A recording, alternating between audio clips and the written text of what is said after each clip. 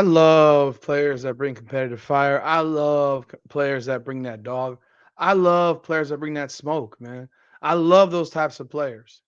And recently, in the game a couple days ago between the Atlanta Dream and the Indiana Fever, South Carolina graduate and a rookie, Te-Hina Paopao, who was picked by the Atlanta Dream, she had a little go back and forth with Caitlin Clark, and I thought it was dope. I thought it's the type of stuff you want to see in ball, and it's crazy to me that not crazy to me, but it just shows you that there is a level of respect that Caitlin Clark commands from the players that she competed against in college.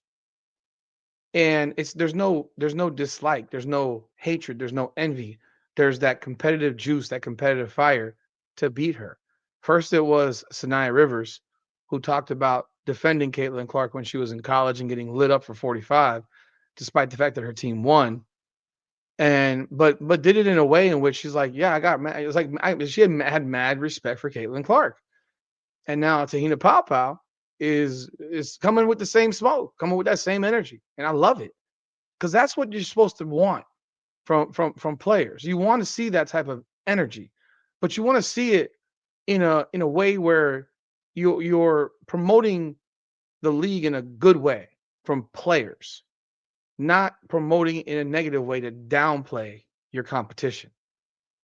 Let the people in the media, let the pundits, let the podcasters, let them do the critiquing.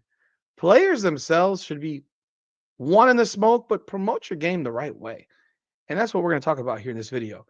Welcome back, everyone, to another edition of Rudy's Rant, Her Game, Her Way Women's Basketball. Talk facts, her feelings.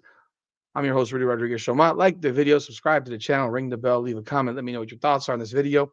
So, in this game against Indiana, this is what Te-Hina Paopao had to say. She said, I was kind of mad that she scored that three on me. So I knew I had to get that lick back. And that's what I did. If you don't enjoy that and like that, I don't know. There's something wrong with you. I love it. And this is in the press conference. I was kind of mad that she scored that three on me, so I knew I had to get my lick back, and that's what I did. And so I appreciate my teammates understanding that. Let's see if we can get this thing here. Let's see if we get this here. Let me share this again. See, there's more. So here's the deciding to reset things. Wow. Step back triple. Boom. So become double figure. She has 11, 4 for 7 from the field. Paopao returning the favor. Double Let's figure. go. She has 11. If you don't like that, there's something wrong with you, man. Like that's competition. That's fire. That's fire, man. I don't know if y'all look at Te-Hina Paopao, but that girl is cut, man. She is strong. I know she's a 5-year player or whatever, but she's strong. And she was projected to go in the first round. And somehow, the Chicago Sky in their infinite wisdom decided to let her go past the ninth pick and then the 10th pick, or was it 10th and the 11th, or whatever picks they were. They needed to pick up Te-Hina Paopao. Te-Hina Paopao could score. Te-Hina Paopao can run the point. Te-Hina Paopao has the ability to do a lot of things. And there were things that the Chicago Sky badly needed.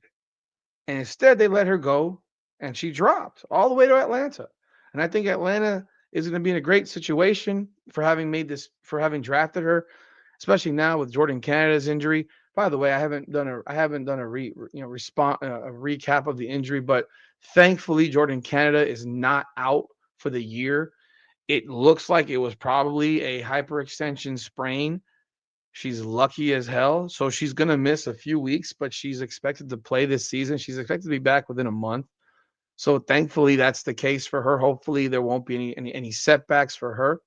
But having drafted Te-Hina Paopao, you now have a player that can potentially step in and play that position for them, whether it's as a starter, as a backup, as someone who's can fit in and at times. to play the one. She's a really good shooter from the perimeter. That's her thing. And you can only imagine how much you see the competition. She experienced playing Clark in college twice. You know, she was on the losing end once and on the winning end the other time. I think she was there twice. Wasn't she there for two for both games? Let me see here. Iowa, South Carolina. I know she was there definitely for 24. Um, all right. Okay, she wasn't there in 23. She was there in 24. So my mistake. But she's got to see Caitlin Clark up in person, man. And I think it shows a lot of class and respect and appreciation when you talk about I want to get that back. I didn't like it. And that's what you should do. That's what you should do. But let me check out Atlanta's roster real fast.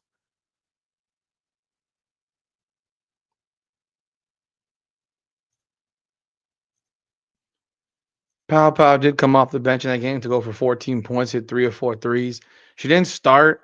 Atlanta was running a point guard tandem, really, of Ryan Howard, Alicia Gray. I mean that they're not neither of those women are point guards, and I think that's going to be something that they're going to have to figure out.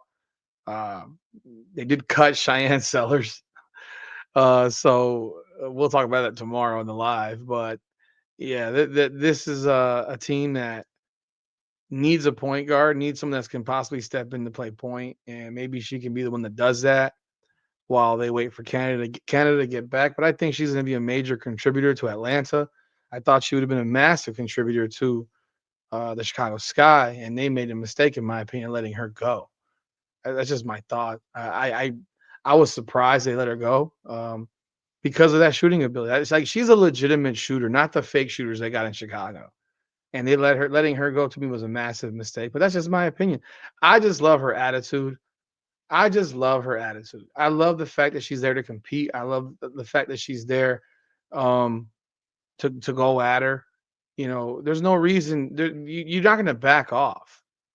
But you know what? Last year, the type of bogus nonsense that was coming out of the mouths of these WNBA players, like, oh, all she can do is shoot, or just the negativity. Like, you're not hearing that negativity. You're not hearing the rookies this year say, "Oh yeah, Caitlin Clark can only just shoot." Yeah, whatever, man. No, they know what she can do. They know. They watched. They played against her in college. They saw her last year as a rookie. Yet it's still those old fucking heads, bum ass broads that don't want to accept reality that Caitlin Clark just is that person. And if you can compete with her, you can compete with anybody. But that is those are my thoughts. I have much respect for Pao's approach to it. I like it. I think it's dope. I think it's competition. I think it's what you want. It's absolutely what you want from a basketball player. And I think Atlanta got themselves a good one. But let me know what your thoughts are in the comments. Like the video, subscribe to the channel. How did you like how she said she had to get her lick back in that? She didn't like giving up that three. You want players like that, I would presume. I would definitely want players like that. But that's me. Again, like the video, subscribe to the channel, leave a comment. Appreciate y'all so very, very much. This is Rudy's Rant, Her Game, Her Way Women's Basketball. Come on now.